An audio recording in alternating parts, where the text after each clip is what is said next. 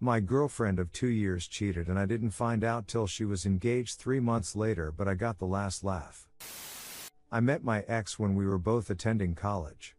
I was 24 and she was 22. I had never really dated much before her. I had just gotten out of a toxic year-long relationship that didn't work, but we were amicable. The other girl was seriously depressed. I loved her, but she was so overwhelmingly depressed I could do anything. I consider myself an empath and her depression would seep into me.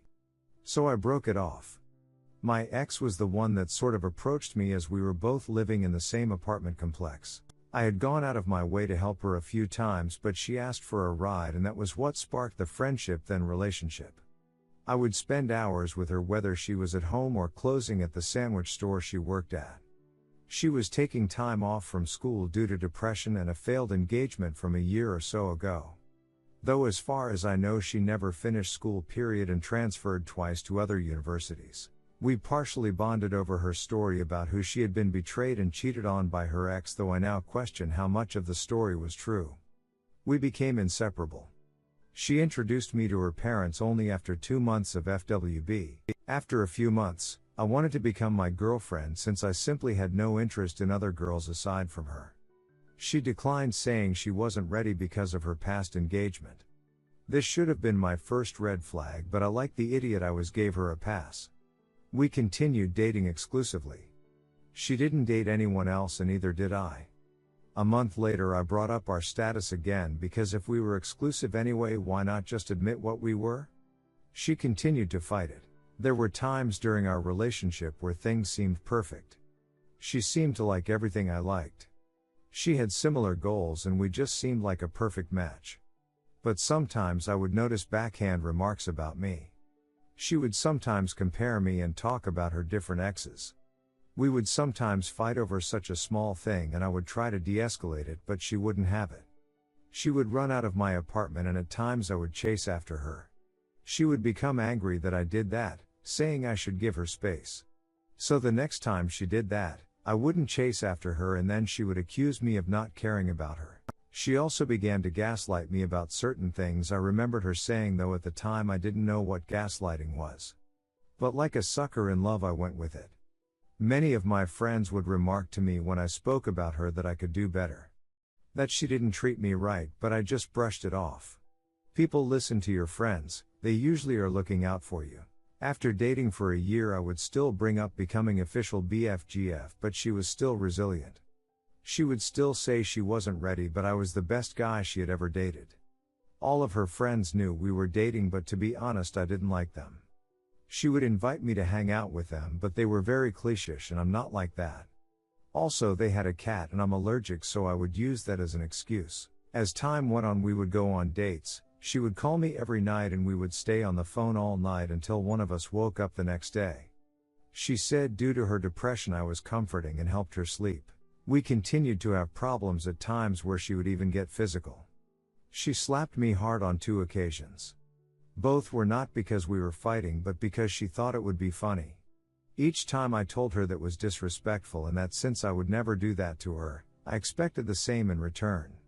During one of our fights she once stated, "My roommate knows all the guys that would be willing to be NCMOs in the complex, so I don't really need you." But finally after a little over a year of dating she gave in and decided to be GFBF, but I noticed that she seemed to keep it secret to everyone except her family. I thought it was weird, but seeing as I had gotten what I wanted I paid no attention to it. I'm going to put this in here and say there were times I wasn't a perfect so. I also deal with depression and the stress of work, school, family, and her became too much at times. I lashed out but never hurt her. I would point out the things she had done that were hurtful to me. We broke up several times. Sometimes I would break up with her and sometimes she would break up with me. But each time one of us would relent and come back to each other. One time I was a bit manipulative and self-harmed to show her how much it was hurting me. She had also self-harmed and expressed being suicidal during us dating, and to be totally honest I got the idea from her. I was truly in love with her. She told me she was with me. We discussed marriage, children, where we would live, etc. During this time she moved twice. First to an apartment down the street and then to her parents' house about an hour north. During when she lived in the apartment down street, she threw a party. When it was over, none of her friends stayed to help clean, just me. She told me this was proof I'd be a good husband. After her move to her parents, I would visit her almost weekly. But I began to notice a bit of distance at times. She was replying slower and slower to my texts and calls. But if she called or texted me, she expected a quick reply.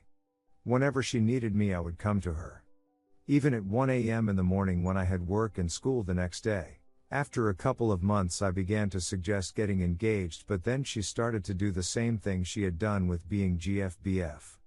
She would use her depression from her past relationship as an excuse. And then she asked if we could go back to casually dating. This was the dumbest thing I had ever done. I said it was okay. I thought this would show her that I was the guy for her. Over the next few months she would go on dates, but she would tell me about them and tell me how much better I was than them. I continued to not date because I was a sap in love with her. But I had told her if she found someone she wanted to pursue, I would end our relationship and she could go after him. But then after talking to my friends and family, I had a realization. That why was I doing all this for her when she wasn't even my GF anymore? So I told her and she agreed that any physical relationship would end until we got back to being exclusive. Except, it didn't. We would go on dates and she would guilt me, pressure me. And I would give in. She would then immediately afterwards would become angry, saying, "Why couldn't you resist? Why didn't I stop her?" She became very abusive and hurtful. The worst was when she told me that if she got pregnant, she would never tell me and only she would decide what to do then. That hurt so much, as I've wanted to be a father and would never leave my children alone. But I would simply fight with her and we'd end up making up. During all of this we would continue to talk about a future together. She would see a mixed baby, I'm Latino and she was white, and say how she saw the cutest baby that could have been our baby. Whenever she was depressed, she would call me or ask me, "Would you still marry me?" And I would respond, "Of course I would. I love you." It wasn't until Christmas when I was in Florida visiting my brother did I began to suspect something more was up.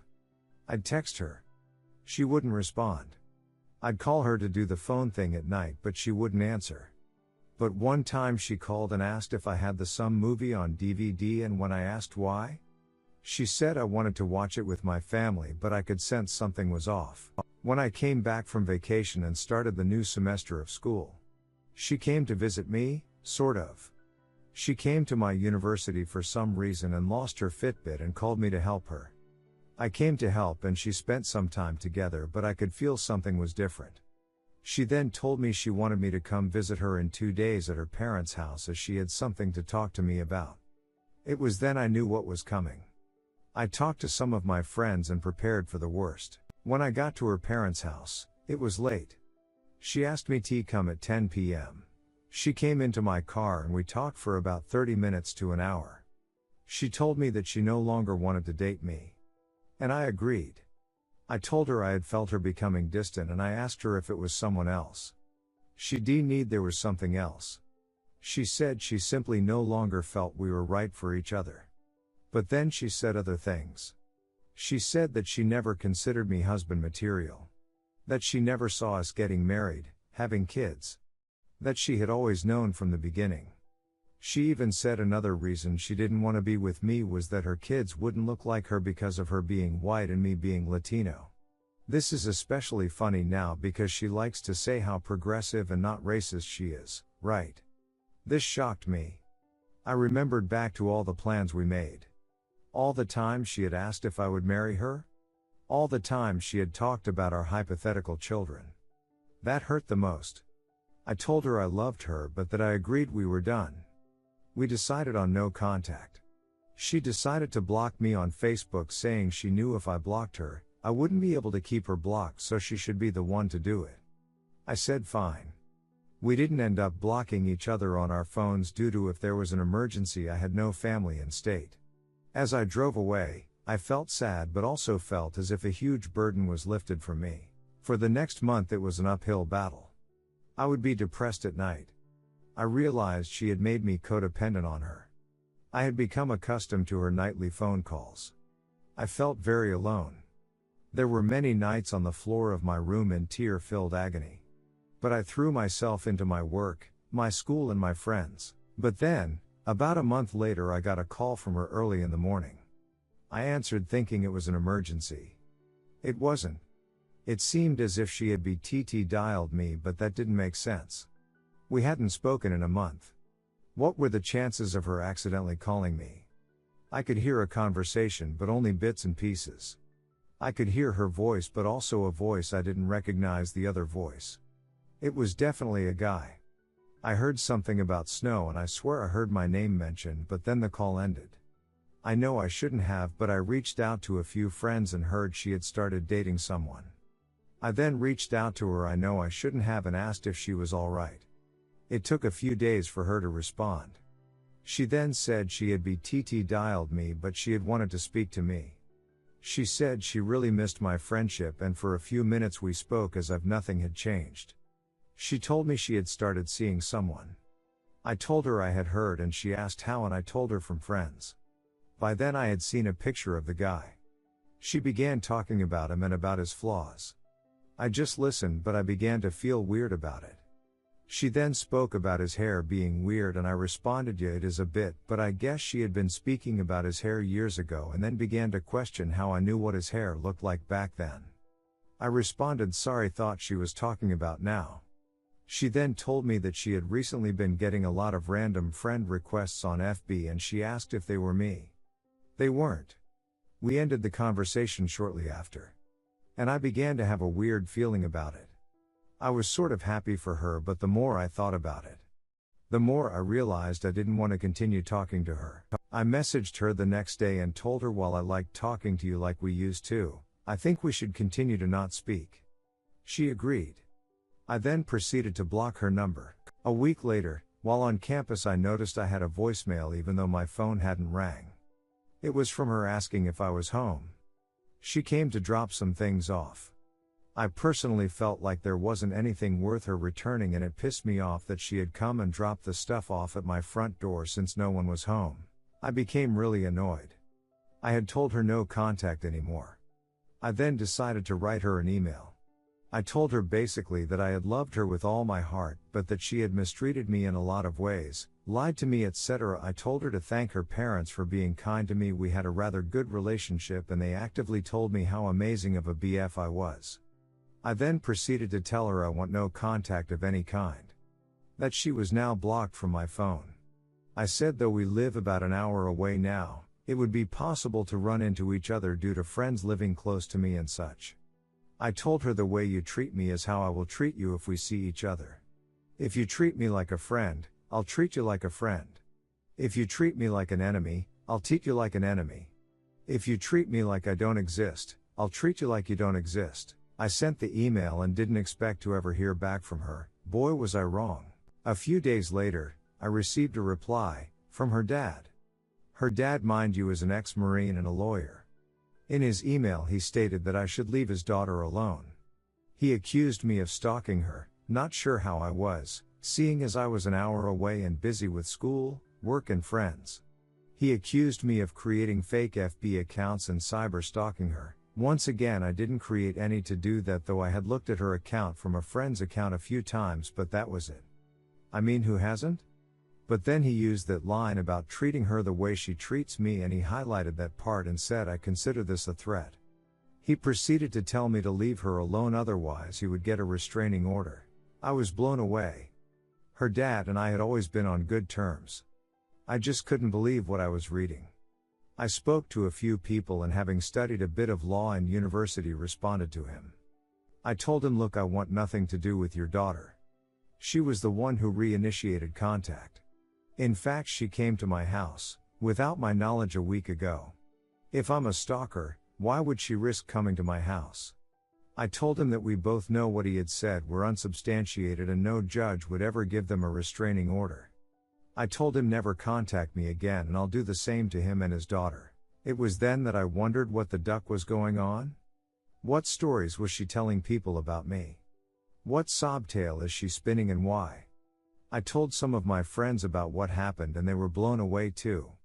They just told me that I had dodged a nuke and I should be happy. I thought the story would end there, but like I said, this is a cheating story, a long one but a cheating story nonetheless. So we had broken up in January. Just after the first week of April, a friend of mine messaged me while I was working and told me that my ex had just gotten engaged. I was floored. It had only been 3 months. For the girl that had constantly said how hard relationship had been for her because of her cheating, abusive ex-fiancé, it just didn't make sense. But what was interesting, my friend told me, was a comment that someone had put on her announcement. This person was congratulating her on her engagement and so happy she could help them get together back in November. The same November when we were still going out. Yes, weren't exclusive at that point, but to me, since I had given her several outs and she lied about there being someone else, I consider that cheating. I was livid. And then everything came into place. That's why she became distant at Christmas. That's who she wanted to watch that movie with. That hurt, but I got on with my life. I was still having depression issues. Trust issues. I spoke about it to some people. Friends, church people. But the more I spoke about it, the more I learned about her. People who had knew her and didn't know we had dated came out and said, "Yeah, that girl had issues." They told me things they probably shouldn't have told me, but whatever. I found out all the nasty things she said about other people and I began to realize that she never really cared about me. She simply wanted someone to care for her and then dump once someone better came along. I realized that the reason I fell in love with her was not because of who she was, but what she pretended to be. She had heard about me, knew I was a nice guy and decided I was empathic enough to trick. She simply reflected myself back at me and I thought I was dating someone similar to me, but really I had been dating a narcissist. But this helped me understand a lot about myself. That I care too much. Love too deeply. And need to be careful who I give my love to. Lesson learned. So half a year passed. I hadn't run into her, but I had heard she had moved back to my city with her husband, so much for me being a stalker. Some of my friends had a few run-in with her and one embarrassed her by making a sexual innuendo about something she had done. Love you, Danny boy, brothers for life. I got invited to a friend's wedding. I couldn't make it to the actual ceremony, but I made it to the reception. I was just finishing up making a small speech making fun of my friend. Dude had a laugh that was so annoying and loud, you wouldn't believe. I was ending my remarks and was about to sit down when a mutual friend started walking into the room. And who was right behind her? My ex and her husband. I saw her and was a bit surprised. Just as she was about to walk into the room, our eyes met. And in the moment, instead of walking into the room, she pushed her husband back into the hallway out of sight and quickly followed. I was taken back and stepped out to the other side of the building to collect my thoughts and feelings. I was overall fine, but the shock of seeing her was interesting. After a few minutes I came back into the room and noticed my ex and her husband had never entered the room. I then asked my friend if he invited her and he said yes. I told him a heads up would have been nice, but he said that he didn't even think about it. He wasn't that close of a friend, more of a mutual friend of one of my best friends. Anyway, minutes passed and the new couple was about to have their first dance, so we all moved some chairs out of the way. I happened to be on a side of a door putting chairs away when my ex came through that exact door, saw I was right next to her and ran to the other side of the room with her husband in tow. We avoided each other the rest of the reception except for a couple of glances. But in that moment, I felt whole again. All those months after the breakup I felt broken and like a piece of myself was missing, but in this moment, seeing how she reacted, how ashamed she seemed to be, I felt my power coming back. I felt truly happy for the first time. Even though she was married and I was not, I had won the breakup. She was ashamed to even look at me. I had no such problems. I had an overall clear conscience. And now here I am, over 4 years after the breakup, writing this. I'm still single, but overall I'm happy. And Maddie, if you end up reading this, duck you. I'm the one who ended up finishing university and you're just a housewife. After all that talk about changing the world and it, all you're ever going to change are dirty diapers and be a ducking liar and a cheat. Thanks for reading.